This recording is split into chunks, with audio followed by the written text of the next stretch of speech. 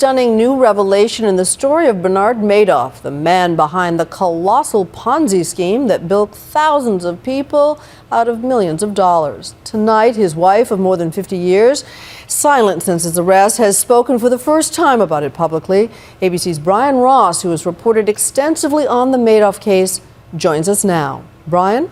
Cynthia, Mrs. Madoff is now saying that the shame of being Bernie and Ruth Madoff actually led the couple to try suicide.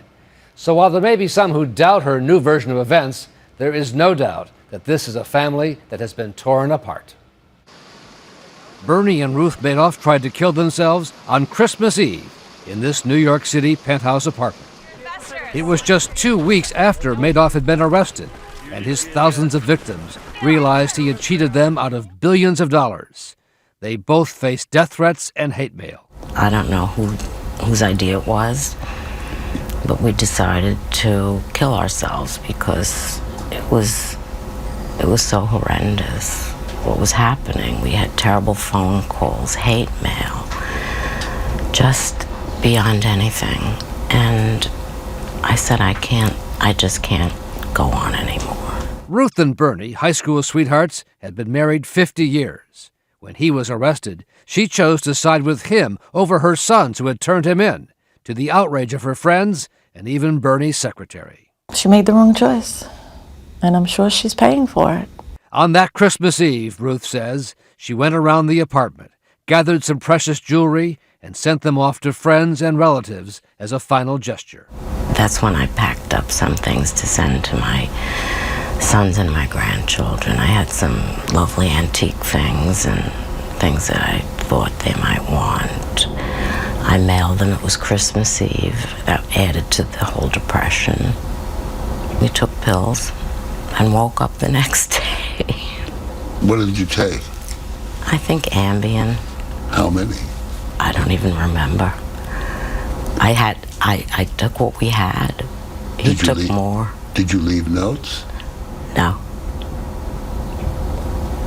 It was very impulsive, and I'm glad we woke up. Her account of the Christmas Eve suicide pact is questioned by Nick CASALE, the head of the private security firm hired to guard Bernie during house arrest. He was inside the apartment that night until about 7 p.m. Sitting there with them talking, I didn't see anything unusual. Nothing that would suggest they were about to take a bunch of pills and try to kill themselves. That's correct. It was last year that the Madoff's eldest son, Mark, did take his life, hanging himself in his New York apartment on the second anniversary of his father's arrest. Mark's widow, Stephanie, told Chris Cuomo of ABC News 2020 that Mark felt Ruth was wrong to stand by Bernie instead of her son. He couldn't understand how she could continuously stand by this man who ruined so many lives, who ruined his life. You blame Ruth. Yes. I'm angry at her, very angry at her. Ruth went into hiding in Florida after Madoff went to prison, even dyeing her hair red in an effort to avoid being recognized when she returned to New York. Ruth Madoff has been allowed by federal authorities to keep more than $2 million and now lives in Boca Raton, Florida. She has denied knowing anything about her husband's massive scheme, saying her close friends and even her own sister are among the victims who lost everything.